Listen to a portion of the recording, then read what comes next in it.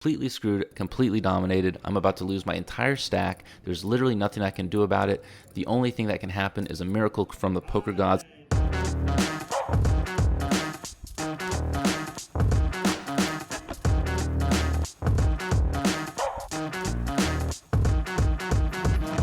What is up, YouTube? Kato here, and we're back for another episode.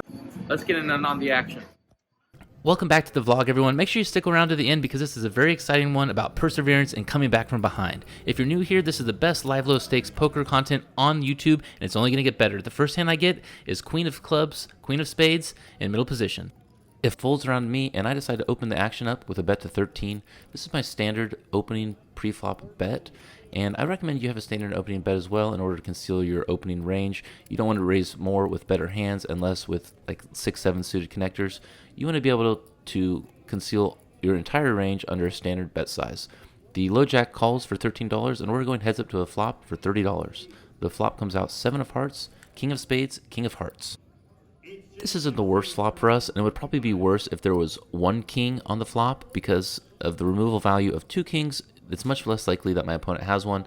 I check, and he decides to bet out for $20, taking the initiative, and there's no way I'm making the fold here. I checked because I wanted to pot control a little bit and go for 2 streets of value just in case he did have a king, but it's very unlikely that on this board he would be leading out with a king. The turn comes the Jack of Spades, and this is a nice card for me, seeing as if he has like an ace jack or a queen jack, now he thinks he probably has the best hand. I go ahead and check, and he checks back as well. We're going to the river with $70 in the pot, and the river comes out the 5 of spades. Now, I'm going to be betting for value here. I think I have the best hand, and I want to extract money from his weaker holdings. He may easily have a pocket pair below kings. He could potentially have a jack, and with that jack, he may decide to check on the turn, also trying to pot control, thinking that he may have the best hand. But if he bets and I call or raise, then his hand's definitely not good. He does decide to make the call, and when I flip over my 2 queens, he instantly mucks. I'm scooping the first pot of the day, and it's always wonderful when a big pocket pair holds up on the board. The next hand that we get of note is pocket tens, and I'm telling you right now, this hand is absolutely insane. The button has straddled, and it folds around to me, and I'm of course going to bet this up. I'm starting to play these marginal pocket pairs in position with a little more aggression, and that's exactly what I do here. $16 bet, opening the action, and the small blind thinks about it for a little bit, and he decides not to call but to raise to $50 total. The big blind and the button fold, sending the action back to me. I definitely considered folding here, but seeing as I have $303 in chips, my opponent has over $600, and he's a competent 2-5 player, I know that he may not only be 3-betting with the very top of his range. I do decide to make the call, and I'm glad I did because the flop comes out a beautiful King of Spades, Jack of Diamonds, 10 of Diamonds. This is a very coordinated and scary board for me, even though I have a set, because the small blind 3-bet, his range could definitely include jacks, kings, ace queen suited, and he decides to bet out for $65. Now I'm going to do something I don't usually do. I'm going to reveal the hand my opponent has. He has pocket kings. That's right, he has top set on the board. He has me right where he wants me, but unfortunately there's just no way I can get away from this hand. It is too strong, and I have outs to a full house. I think I didn't know at the time that I was completely screwed, completely dominated. I'm about to lose my entire stack. There's literally nothing I can do about it. The only thing that can happen is a miracle from the poker gods, and it comes the 10 of clubs on the turn. I have hit my quads. He has boated up with the second nuts. This is absolutely unbelievable, and he decides to slow play it and check. I'm assuming that the reason he checked the turn but not the flop was because he was also terrified of that board.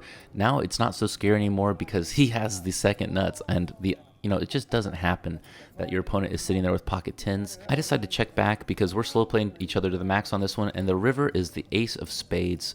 This is a kind of scary card just because I could have pocket aces, but most likely I don't. I probably would have 4-bet pre-flop, and he's going for value. He's trying to get me with any queen, pocket jacks, king 10, ace 10. He bets $150, and I probably should have slowed down a little bit, but I instantly go all in, and he instantly makes the call so quickly that I think we may be hitting the jackpot if he hit aces on the river. The table, and especially the opponent with kings, is just absolutely stunned with what just happened. I am in shock, and this is one of the biggest, wildest hands that I've played to date. With that, we are scooping a pot and our stack is going up to $606. What a great start to a session that is about to get really funky. And when I say funky, I mean the poker gods felt really bad about that one, and, well, you'll see. I'm sitting with $598 for my starting 200. It feels fantastic, and I think that I'd probably used up all my luck with that last hand until the dealer pitches me cards and I look down at pocket aces. That's right, pocket rockets in the big blind, and the opponent who just got massively coolered, and I'm assuming he's on tilt, raises up to $17. I think that I might be getting the rest of his chips here. I know he's going to be coming back for me with a vengeance, and I just decided to flat call. I think I decided to flat call because I really wanted him to hang himself, essentially. Let him try to force me off of a hand, maybe overplay his hand. The flop comes out 7 of hearts, 4 of spades, jack of diamonds. This is a pretty great flop for me. There's no flush draws possible and no reasonable straight draws. I decided to check over to him, allowing him to continue taking aggression, but he decides to check back, and the turn comes out the king of clubs. Now I'm absolutely betting. The board's getting a little more scary. And with his pre-flop early position raise, which it was a pretty substantial raise, I think that there's a lot of hands he could have that connect with this board. I elect to do about a pot size bet of $30. This brings the pot to $68, and my opponent thinks about it for a little while, and he decides not to call. Instead, he decides to put in the raise to $130 total. The pot is starting to inflate. It's $198 now, and if I call, it's going to be $298. I think my hand is underrepresented, and I know that he has just lost a massive cooler to me less than 8 hands ago, so he could definitely be pushing me around with nothing. He could have ace-king, he could have king-queen suited, he may even have pocket jacks, but I don't think he has pocket kings, so he probably would have raised on the flop. And I decided to make the call. My hand is way too strong to fold away here, and it's definitely under-repped. The river comes out a beautiful 4 of clubs, which I think is absolutely fantastic for me, seeing that now I have a very concealed 2-pair that beats his king-jack if he happen to have it. The chances of him having a 4 are basically 0. He did raise me large on the turn, which causes me some concern, and I want to continue with my line of just kind of letting him hang himself. And so I check, and he goes all in instantly. A $300 bet into a $300 pot. It's a pot-sized bet, and it's a very challenging decision for me to make. This types of bets are just not standard in these 1-3 games, and $300 I'm sure is just a pot-sized bet, but in these games you can't look at it as a pot-sized bet. You have to look at it as $300 because that's what your opponents typically are. Remember, this guy is definitely more competent than the average opponent, and he also is tilted, so it really adds a lot of weird factors into this hand. And then of course I have pocket aces, and there's a pair on the board that gives me a really strong 2-pair. So weighing all my options, I decide to make the call, and that's when I get the bad news. He flips over pocket jacks for the flopped set and the rivered boat. I'm sending his money right back to him less than an orbit later. Ouch. Luckily, he didn't take it all from us. We still have a decent amount of chips left, about $185, just $15 less than our starting stack. I move over to the seat to the left in order to get the better camera angle, and I look down at pocket kings. There's 3 numbers in front of me, the under the gun player, the low jack, and the high jack, and I decide to size up to $20. The button folds away his hand. The small blind thinks about it and makes the call. The big blind folds, under the gun folds, and then the low jack and high jack decide to tag along, bringing the pot to $86. We're going to the flop 4 ways. The dealer puts out the jack of spades, 2 of clubs, and 10 of spades. This is kind of a tricky board. It is two-toned, and there are some straight possibilities. King, queen could have followed along, 9-8. Jack 10, King Jack, Queen Jack, and it checks around me, and I decide to size up to about 3/4 of a pot, and I put out a $60 bet. I want to thin the field. I want to charge maximum for the draws that could be out there, and I'm pretty relieved when the entire table decides to fold around. With 4 players out there, I could easily have been crushed without realizing it, so I'm just glad to scoop this pot and continue building our stack that has been heavily damaged. I'm starting to chip up a little bit. I've shooken off the pocket aces hand, and we fold away a few more junk hands until we look down in the low jack at king 10 of diamonds. The under the gun and middle position player make the call, and I bet to $13 in the low jack. The cutoff makes the call as well. The small blind folds, the big blind folds, and the under the gun player calls, the middle position player folds. We're headed to the flop 3 ways with $40 in the pot. The dealer puts out the 2 of spades, 9 of hearts, and jack of hearts. It's a 2-tone flop with some straight draw possibilities, including my gut shot to the queen, and the undergun player checks, so I decide I'm going to continue betting, taking the aggression and the initiative in this hand, and hopefully I hit my queen, a king, or just push the players off a hand. I size up to a 3/4 size pot bet of $30. The cutoff player calls, and the undergun player folds. With $106 in the pot, we're heading to the turn, which is the 2 of clubs. This card doesn't change the board much, and if my opponent has a jack, I doubt he's folding it away. I decide to slow down a bit. If the turn would have been an 8 or maybe a heart, I probably would have continued betting, but the opponent decides to check back as well, and we're headed to a river with $106 still in the pot. The river is the ace of spades. An ace is a scary card to see if you don't have one in your hand, and although my opponent could have the nut flush draw with ace in his hand, I'm just going to go ahead and risk it for the biscuit, betting $100, making it look like I got there and got lucky. The ace absolutely destroys a great hand like jack 9. My opponent thinks about it and folds, telling me that I got lucky. So maybe he had a jack, maybe he misses hearts, but regardless, with a little bit of bravery, we're scooping that pot. I think I got lucky on you. We're moving on up with $303 in our stack, and the next hand I look at is the beautiful Queen Jack of Diamonds in the middle position. I decide to limp in. I'm not sure why I do, and I know you're going to critique me in the comments about it. I absolutely love the thoughtful comments that you are all sharing with me. It's helping me grow as a player and definitely helping me analyze my game.